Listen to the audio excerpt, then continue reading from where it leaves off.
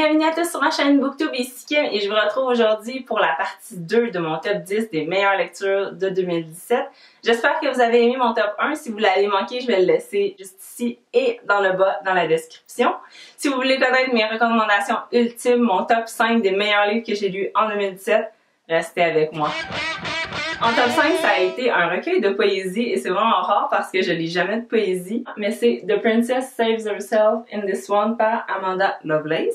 Et ça a été une super bonne lecture parce que je l'ai pris comme ça juste parce que j'aimais bien le titre et je trouvais que ça faisait un peu girl power, tout ça. Malgré que c'était super court, là, ça se lit super rapidement, mais tu veux pas le lire rapidement parce que c'est tellement fort, puis ces mots ont tellement de l'impact, sont bien choisis, et ça parle quand même de sujets assez loin du monde de Disney. Donc on parle, je pense, me souvenir de viol, d'abus, de cancer, de la mort. Donc c'était vraiment assez intense à certains moments dans ce livre-là, mais c'était tellement bien dit et oh mon Dieu, c'était cru, mais c'était bien écrit. Donc c'est une super belle découverte, surprise. Je m'attendais pas du tout à ça et je m'attendais pas à lui donner 5 étoiles, mais je l'ai beaucoup apprécié. J'attends déjà son deuxième recueil, je pense que c'est une série. Je vais vous laisser le recueil juste ici qui a été annoncé pour le printemps 2018 et j'ai très hâte parce qu'elle met des mots sur les situations qui nous arrivent puis sur les choses parfois négatives qui nous arrivent, mais d'une façon tellement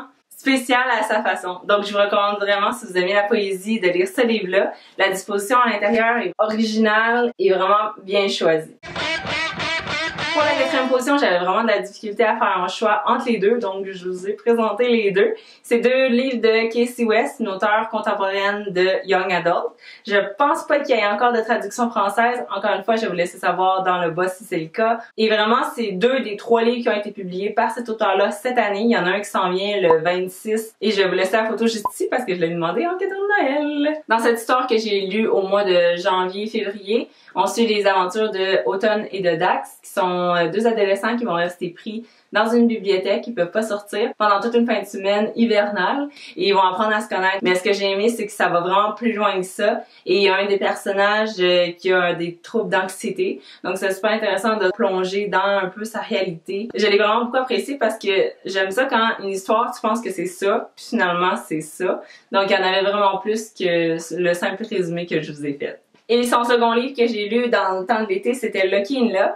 C'est l'histoire de Maddie qui a gagné à 18 ans son billet de loterie. Donc, elle va pouvoir voir c'est quoi les impacts avec ses amis, sa famille, de comment ça va changer sa vie, qu'est-ce qui va être différent, qu'est-ce qu'elle va apprendre de ça. Donc, j'ai trouvé ça quand même très bien expliqué. Et comme dans toutes les histoires de Kasie West, il y a une petite histoire d'amour en background, très légère, très cute. Et cette fois-ci, ça va être avec Seth Nguyen, son collègue au zoo. En troisième position, c'était une auteure que j'ai vraiment découvert en 2017 et c'est Becky Albertalli avec The Upside of Unrequited que j'ai vraiment beaucoup apprécié. J'avais lu Simon vs. The Homo Sapiens Agenda, mais je l'ai pas aimé autant. C'était un 4,5 sur 5. C'était vraiment super bon. Mais il m'a moins résonné, puis il m'a moins interpellé que The Upside of Unrequited. La version française d'ailleurs, c'est Mes hauts et mes bas, quelque chose comme ça. Dans cette histoire-là, on suit les aventures de Molly Peskin-Susso, qui est une jeune adolescente qui a eu 27 crush kicks qui n'ont jamais abouti parce qu'elle était trop gênée de leur parler, puis elle gardait ça secret. Mais là, son 27e crush, ça va peut-être aboutir, elle va peut-être même avoir son premier baiser. Ce que j'aime beaucoup de la plume de l'auteur, c'est qu'on dirait qu'elle nous parle de sujets qu'on a entendus des millions de fois, mais elle le fait tellement à sa manière, avec son écriture, que c'est comme si on les entendait pour la première fois. Et ce livre-là en particulier, ça filait vraiment comme ta chanson préférée que tu voulais pas qu'il s'arrête. Donc, très bonne lecture. Je vous souhaite de le lire également en français ou en anglais. En deuxième position, on est déjà rendu en deuxième position, et c'est le livre de Francesca Zappia et c'est Eliza and Her Monsters, la version française qui va être bientôt publiée ou déjà publiée, je suis pas trop sûre. Je vais vous la laisser en lien juste ici. Et j'ai vraiment beaucoup aimé cette histoire-là qui était à propos d'une jeune fille qui s'appelle Eliza et qui, au secondaire, est une nobody. Personne la connaît, personne lui parle vraiment. mais une fois rendue chez elle, elle écrit une histoire de fiction fantastique en ligne qui est super populaire. Puis elle a vraiment beaucoup de fans qui la lisent à chaque jour ou chaque semaine. Elle poste vraiment très souvent. Et il y a même des fanfictions, elle a des produits dérivés. Donc c'est vraiment une grosse affaire, très populaire. Et là, l'histoire va commencer au moment où il y a un nouveau gars qui va arriver à son école, le classique. Et ce gars-là qui s'appelle Wallace est un des plus grands fans de Monstrous MC. Puis il va se mettre à parler avec Eliza, mais sans savoir que c'est la créatrice de la série qu'il aime le plus. Et donc, ils vont se parler, mais sans qu'il sache sa vraie identité. Donc, c'est vraiment super intéressant.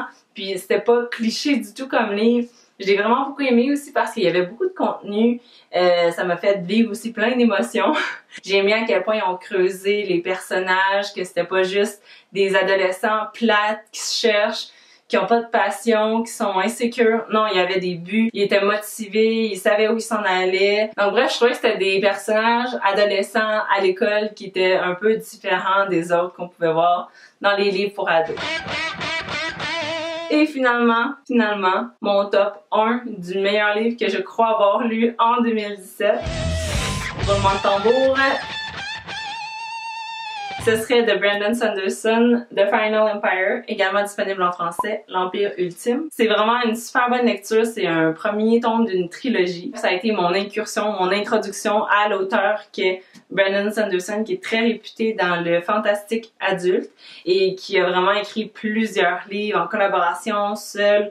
Et c'est toujours à chaque fois des mondes très très bien construits. Et dans ce tome-là, qui est quand même assez épais, c'est un monde vraiment horrible où le méchant a gagné. Donc, ils sont vraiment gouvernés sous un règne de terreur. Ils sont presque tous réduits à l'esclavage. Et on va suivre les aventures de Vin, une jeune femme qui est très talentueuse, très débrouillarde, très rapide également, qui va se faire recruter par une organisation menée par son leader, qui est Kelsier. Eux, leur but, c'est de monter une armée pour un peu renverser le gouvernement. Et pour y arriver, Kelsier va former un peu Vin pour lui apprendre un peu comment contrôler l'allomancy, qui est une science où on peut ingérer des métaux qui vont nous donner certains pouvoirs. Ça a été vraiment bien fait parce que les personnages, oh my god, on s'y attache tellement, on est tellement dans l'histoire. À la fin de chaque partie, là, j'avais la face en larmes, j'étais tellement triste des événements, des chocs, j'étais stressée, j'étais contente. Vraiment, ce livre-là m'a fait vivre toutes les émotions. Donc bref, j'ai super hâte de lire la suite parce que je me suis fait dire par un autre booktuber que le 2 était encore meilleur. Il avait pas lu encore le 3, mais le 2 était encore super bon. Ça m'encourage vraiment à le commencer et le finir en 2018. Ça va être une de mes missions. Sur ce, je l'ai eu. Ce sont tous les livres que je vous recommande, que j'ai vraiment beaucoup apprécié en 2017. J'espère que cette vidéo aussi vous a plu, que vous avez aimé mes recommandations. Vous, quel livre avez-vous découvert? Je veux le savoir dans les commentaires. Sur ce, on se retrouve en 2018. Reposez-vous, profitez de la fin de votre congé et je vous souhaite de très bonnes lectures à venir. Bye bye, à la prochaine!